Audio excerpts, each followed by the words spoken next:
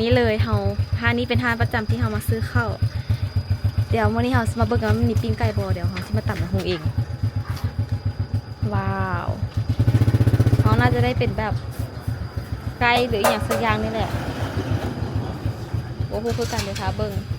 เอาเบิ่งกันแล้ววันนี้มีอย่างแน่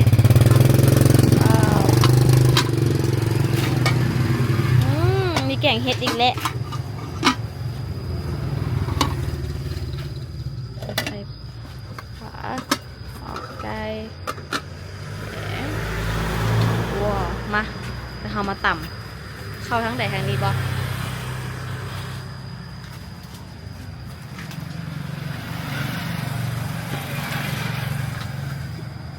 หอน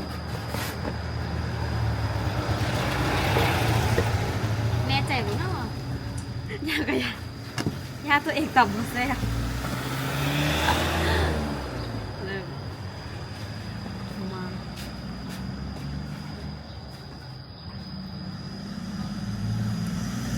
อันนี้เอื้อซักของผู้ให้สิผู้หาไม่เคลียร์ก่อนเนี่ยมาขับไป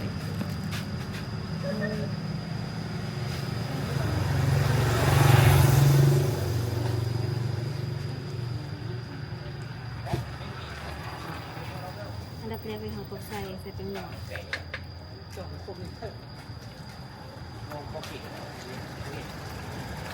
เฮียนเนาะ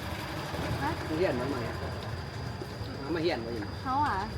แม่ทำมาเฮียน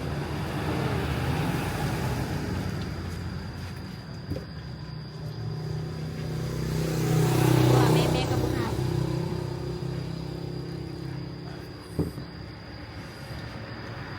ใส่น้ำตาลใส่น้ำตาลเราต้องทำมาทำไม่เลยบ่ฮะมาทำไม่เลยอยู่บ่บเลือดโดดมาเพื่อนเปิดไว้โอเคประเด็นนะ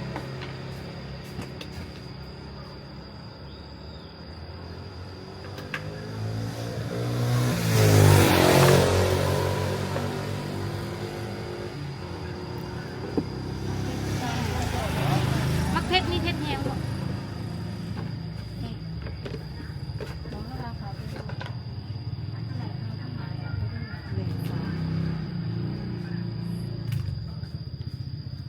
ใส่ซี5 หน่วยพอดีบ่แม่ถ้าคนกินของแกกินประมาณนั้นแหละโอเคดูนะ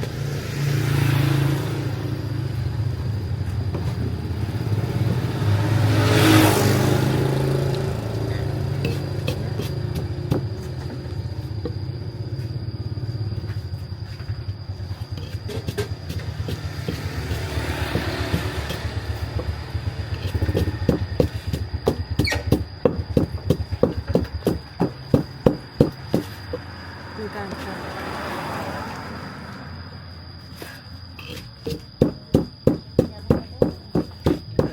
เป็นแม่ค้า1 วันนะคะในการตำส้มตำ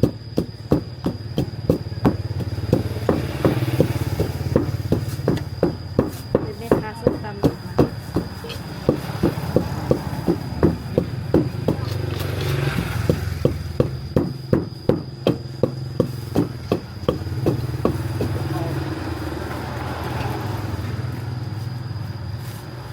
มักเล่นมีแต่มักเดียวอ่ะ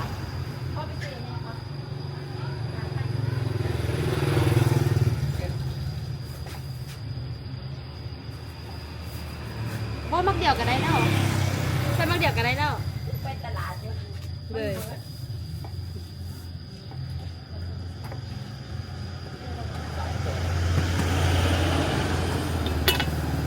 บางหนาวต้องเล่น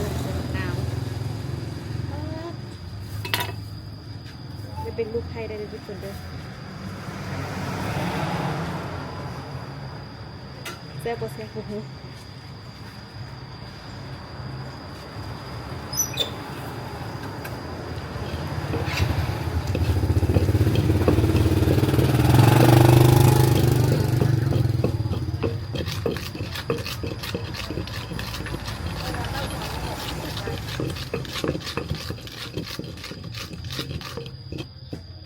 ตำเองแซ่บเลยนะแซ่บปะยา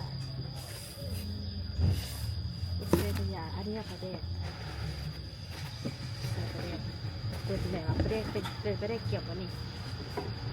แห้งว่าแตงกินไม่ได้คล่องแคล่วเป็นประเด็กนี่เลยบอกเก็บแห้งบ่ในยองหนึ่งก็ไม่หนึ่งอ่ะแบบยองหนึ่งก็ไม่หนึ่งบอกแม่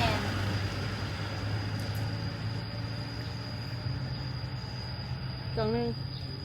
กับอีกน้อยหนึ่งแม่เจ๋เอาว่าเดี๋ยวจังเพิ่มเนาะ ไปเติมเอากันแหละ แม่อะไร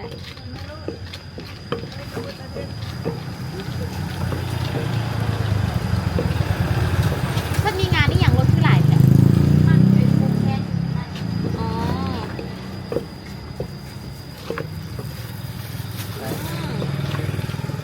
ใจซีอิ๊วมันจะเหรออุตส่าห์ซื้อมาแล้วเนาะซีอีกหน่อยนึงจ้ะ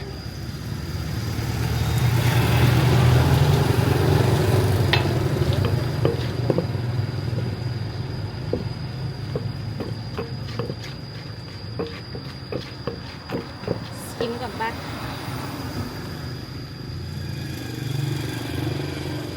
ชิมไงเว้ย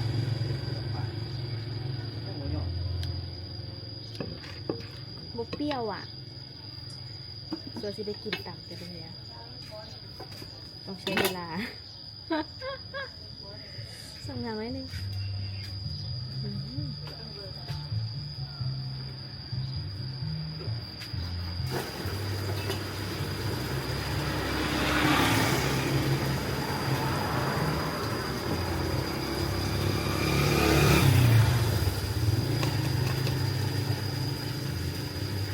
ใส่น้อยหนึง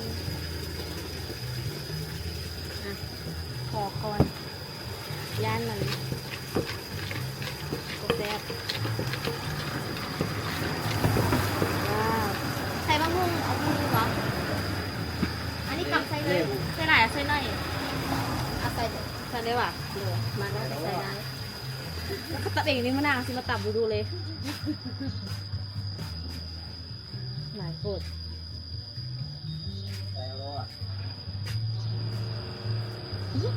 เอาเข้าทางไหนเดือน10,000โหเลย เดี๋ยวให้บึงนี่คือขี้มือของดิฉันเองเด้อค่ะทุกคนเดี๋ยวหนูคุเรก่อนเด้อมาอดทนเบิกไปก่อนไปนึงนะ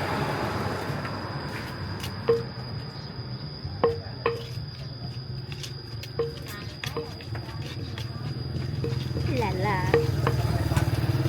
แซ่บบ่แซ่บบ่ฮู้คงสูงคือสิเผ็ดแท้แต่มันเผ็ดทานหน่อย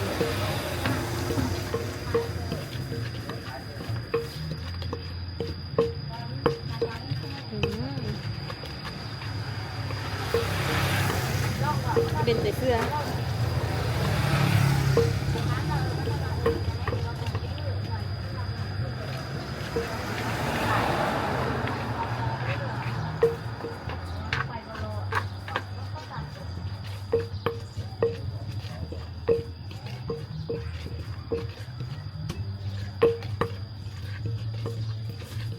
ว้าว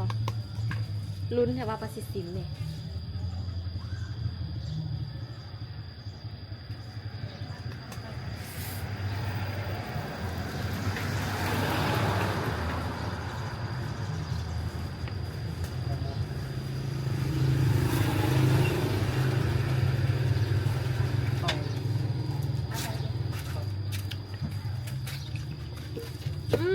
ส้มเหลืองนิดนึง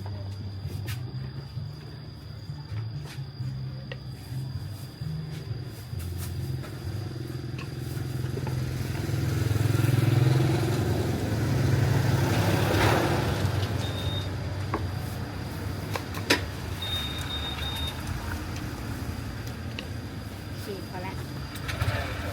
วันนี้จะไม่ปรุงอีกแล้ว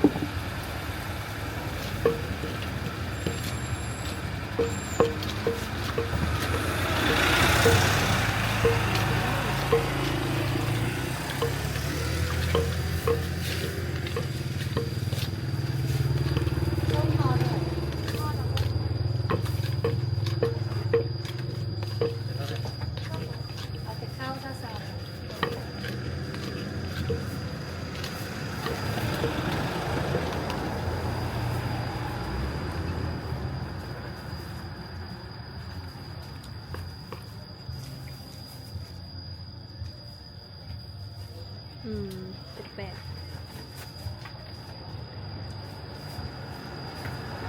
ได้แล้วก็ตัวที่มันจะบดแซ่บเป็นตัวนี้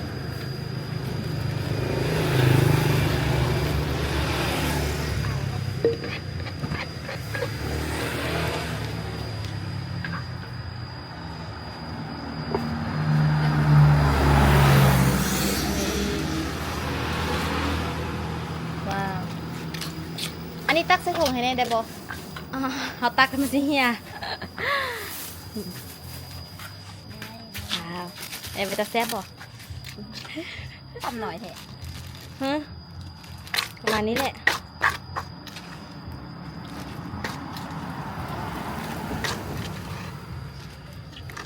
น้ำไม่ได้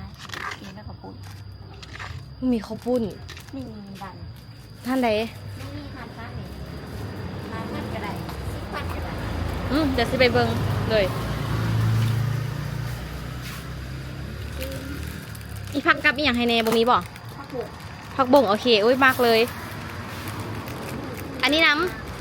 อันนี้ถุงหนึ่ง หน่อยวะ โดยอันน้อย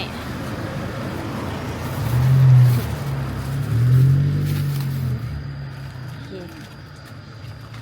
นักกะอหย่างอีกเนอกกินกับจังสิคือ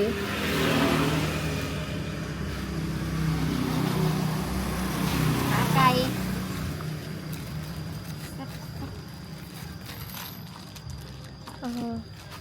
ขาไก่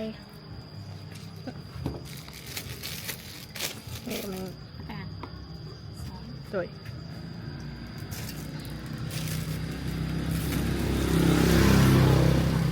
เป็นทั้งหมดเท่าไหร่จ้ะเดี๋ยวเอาต้องสแกนจ่าย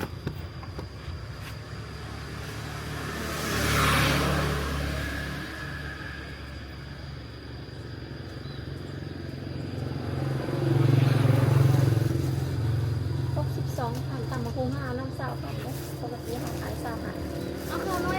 เพราะว่าตัวตำหน่อยไร เอามาเอาเดี๋ยวมาหน้าสิว่าตามเองสินะ เลย คดี60ไปเลยเหรอ 62 เดี๋ยวมาหน้ามาตับอีก โหใจเด้อ โอ้ย